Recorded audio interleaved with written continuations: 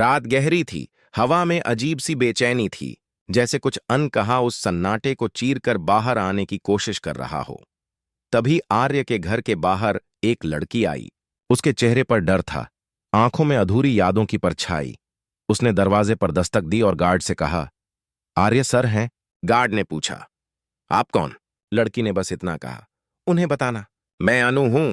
पर गार्ड ने जवाब दिया, माफ कीजिए, मानसी मैम ने किसी को अंदर आने से मना किया है। लड़की कुछ पल तक दरवाजे को देखती रही, फिर चुपचाप मुड़ गई। अगली सुबह जब आर्य ऑफिस जा रहा था, गार्ड ने कहा, सर, कल रात एक लड़की आपसे मिलने आई थी, वही लड़की जो आपकी फोटोज में रहती है। आर्य ने फोन निकाला, अनु की तस्वीर दिखाई और पूछा, क्या यही थी? गार्ड ने सिर हिलाया, जी सर, यही थी। उसी पल आर्य का चेहरा उतर गया, जैसे भीतर कुछ टूट गया हो। उसने तुरंत कॉल लगाया, अनु, तुम ठीक हो ना? उधर से हल्की आवाज आई, जी मैं ठीक हूं, आर्य बोला। कल तुम घर क्यों आई थी? और वो बेहोशी, तुम्हें याद है क्या हुआ था?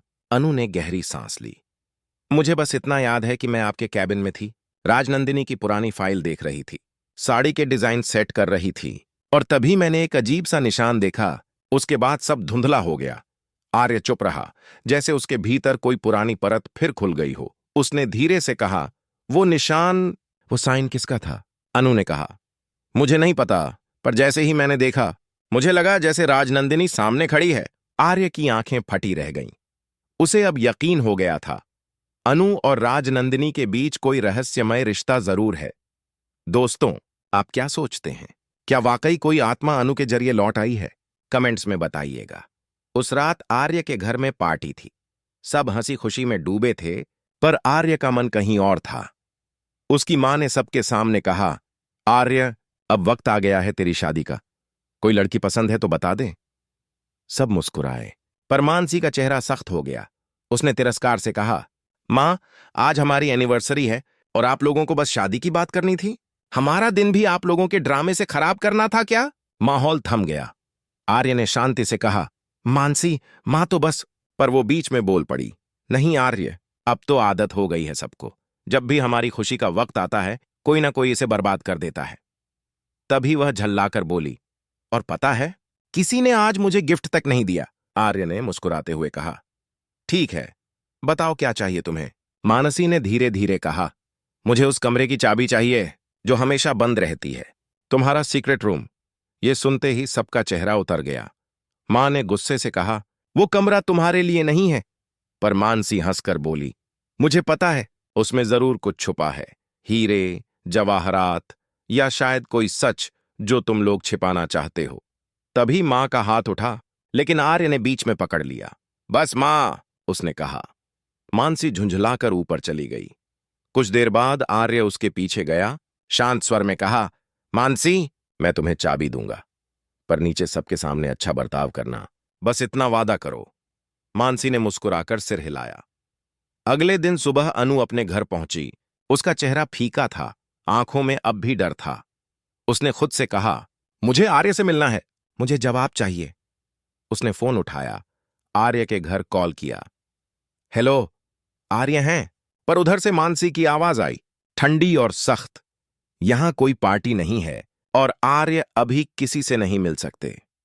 और फिर फोन कट गया। अनु ने गहरी सांस ली और घर के बाहर जाने लगी, पर गार्ड ने रोक दिया। मैम, माफ कीजिए, अंदर नहीं जा सकते। तभी पीछे से एक आदमी आया, वही भिखारी जो कुछ दिनों से अनु का पीछा कर रहा था। उसने फुसफुसाया, कहा था ना, उस घर से दूर रहो, नहीं तो वो तुझे खत्म कर देंगे। अनु ने घबराकर पीछे कदम बढ़ाए, पर तभी वो आदमी झपट पड़ा, अगर मेरी बात नहीं मानी तो तुझे मार डालूंगा। तभी अचानक झेंडे वहां पहुंचा, आर्य का पुराना दोस्त और अनु का हमदर्द। उसने उस भिखारी को धक्का दिया और अनु को पकड़कर बचाया। तुम ठीक हो? उसने पूछा। अनु कांपती हुई बोली, वो आदमी, वो क्यों मुझे डराता है? झेंडे ने कहा, क्योंकि शायद वो जानता है कुछ ऐसा जो हम नहीं जानते। दोस्तों, क्या आपको लगता है कि वो भिखारी सच में कोई रहस्य छिपा रहा है? कमेंट में बताइए, क्योंकि कहानी अब एक नए मोड़ पर आने वाली है। उस रात आर्य को नींद नहीं आई। उसने अपनी तिजोरी खोली और वहीं पुरानी फाइल निकाली। Rajnandini Verma, project blue lots. उसमें वही साइन था जिसे देखकर अनु बेहोश हुई थी। एक सांपनुमा निशान जिसके नीचे लिखा था, वो लौटेगी। आर्य ने फाइल बंद की। हाथ कांप रहे थे। तभी फोन बजा। झेंडे का कॉल था। आर्य, मुझे कुछ मिला है। वो भिखारी कोई साधारण आदमी नहीं है। वो कभी राजनंदिनी के पर्सनल असिस्टेंट के रूप में काम करता था। आर्य ने कहा। क्या? झेंडे बोला। और सुनो, उस रात जब राजनंदिनी की मौत हुई थी, वो भी वहीं था। आर्य ने तुरंत कहा। जहां हो वहीं रुको, मैं आता हूं। दोनों उस पुराने गोदाम में पहुंचे जहां राजनंदिनी का हादसा हुआ था। अंदर अंधेरा था। बस हवा की सरसराहट सुनाई दे रही थी।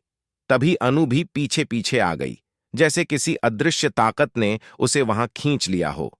उसने फुसफुसाया, मुझे याद आने लगा है, उस रात मैं यहां थी। सब चौंक गए।